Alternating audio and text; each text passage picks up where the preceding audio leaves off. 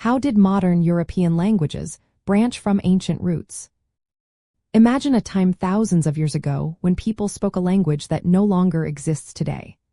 That language is called Proto-Indo-European. It was the common ancestor of many European languages we know now. Around 1,000 to 9,500 years ago, people started spreading from Anatolia, which is now Turkey, bringing their language with them as they farmed new lands. As these groups settled in different areas, they began to develop their own ways of speaking, creating new dialects and eventually separate languages. Over time, these languages split into major groups. Some of the biggest branches are Celtic, Germanic, Italic, Balto-Slavic, and Hellenic. Each branch took on its own character, influenced by the geography and contact with other groups. For example, the Germanic branch, which includes English, German, and Dutch, developed unique sounds.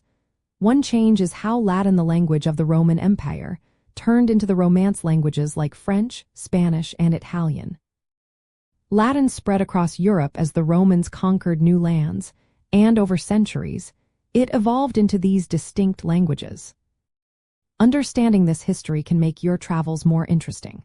When you see similarities between words in different languages, you can think of their shared roots. For example, the word for father is pater in Latin, vater in German, and father in English.